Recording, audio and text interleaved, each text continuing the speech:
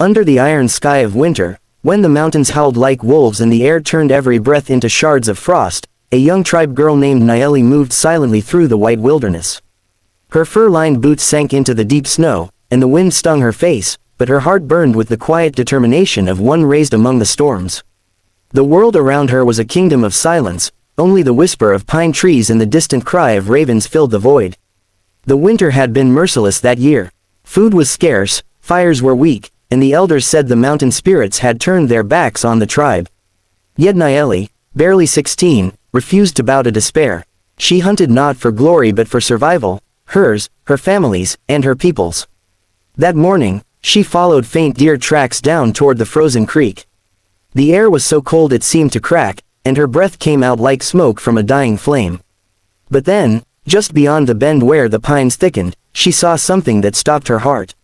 A shape lay in the snow, a man, motionless, half buried by the drifts. For a moment she thought it was a trick of the wind, another snow-covered boulder, but as she crept closer, she saw a faint rise and fall of his chest. A stranger. His clothes were not of her tribe, his coat was torn, his hands bare and blue with frost. His face was pale, the lips cracked, his eyes closed as if dreaming of warmth that would never come again. Naeli hesitated. Her people lived by strict codes, outsiders were often feared. The last time strangers had come down from the mountains, they brought sickness and sorrow. The elders warned that kindness to outsiders could invite danger. But as Naeli looked at the dying man, she felt something deeper than fear stir within her. A quiet voice, older than the snow, whispered that life was sacred, every beating heart, even that of a stranger, was a gift. She tore off her fur shawl and wrapped it around his chest, pressing her hands to his frozen face. "Stay awake," she whispered, her voice trembling. "Don't let the snow take you." The man's eyelids fluttered, and he murmured something she couldn't understand, a language foreign to her. His words were weak, but she caught a single one repeated again and again, "Please." That was enough. Naeli didn't think twice. She built a rough sled from branches and leather straps, tied him to it, and began to drag him through the blizzard toward her village. The storm grew worse, biting at her cheeks, freezing the sweat on her back. Her muscles screamed. Several times she stumbled and fell, and once she thought she might not get up again. But the thought of leaving him there, the thought of a soul dying alone in the cold, was unbearable. By the time she reached the edge of the village, the world was nearly dark. The huts were glowing dimly from within, smoke rising weakly through the snow-laden roofs. When she stumbled into the square with the unconscious man behind her, a crowd gathered quickly. Faces appeared in the torchlight, stern faces, worried faces. Her father, Chief Tawik, stepped forward, his brow furrowed. "Naeli," he said sharply, "what have you done?" "I found him near the river," she said, gasping. "He was dying." The chief's gaze moved to the stranger. "He is not of our tribe. You know what that means." "I know he's alive," Naeli said, her voice soft but steady. "And that should be enough." The elders murmured among themselves. Some said she had brought misfortune. Others said the spirits would test them for her disobedience. But her mother placed a gentle hand on her father's arm and said, "Let the girl's heart be her guide. If he lives, it will be the will of the spirits." So they allowed her to keep the stranger in one of the empty huts. For days, Naeli tended to him, melting snow for water, feeding him bits of dried meat and soup, wrapping him in furs. Slowly, his color returned. When at last his eyes opened, they were gray like the winter sky. He stared at her for a long moment before whispering, "Where am I?" "You're safe," she said. "You're among my people." He didn't understand all her words, but her tone was enough. Gratitude filled his eyes. He told her his name, Elias. He was from a far-off settlement beyond the mountains, separated from his group when the storm struck. He had wandered for days, lost and freezing, before collapsing. In the weeks that followed, Elias grew stronger. He tried to help with small tasks, gathering wood and mending tools.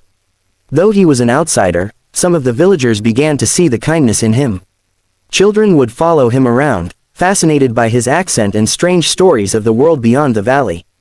Naeli found herself smiling more often in those days. For the first time in a long while, hope seemed to flicker like a small flame inside the cold heart of winter. But not everyone was at peace. Some warriors still distrusted Elias. They said he was a spy, that he might lead enemies to their home when the snow melted. Naeli defended him again and again, even when the whispers grew sharper. Her father said little, torn between love for his daughter and duty to protect his people.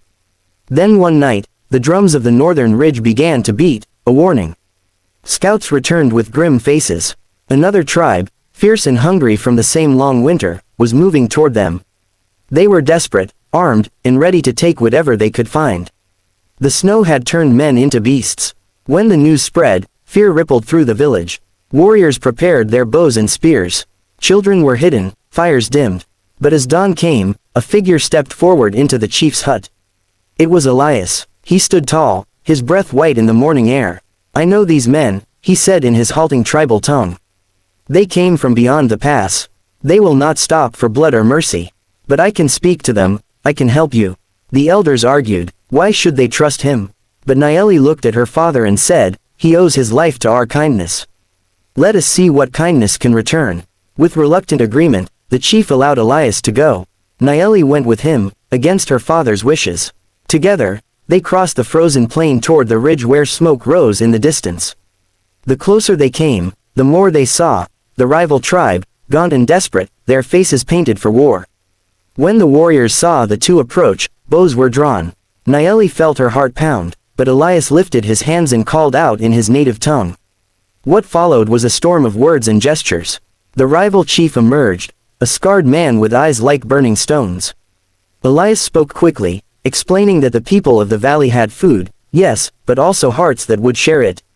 He told them of the girl who had saved his life when she could have let him die. He spoke of her courage, of how compassion had survived even in the coldest winter. Slowly, the anger in the enemy chief's face softened. He looked at Nayeli and said, "You risked yourself for a stranger." She nodded, because life must mean more than fear. There was silence. Then the man lowered his weapon. "Then perhaps we have been fearing the wrong things." By sunset, a truce had been formed. Food was shared, fires were built, and for the first time in memory, two tribes that had once been enemies sat side by side beneath the same stars. When Nayeli and Elias returned to her village, the people met them with awe. The warriors who once doubted him now bowed their heads. The chief, her father, embraced her tightly and whispered, "You have done what warriors could not, you have ended the winter of our hearts."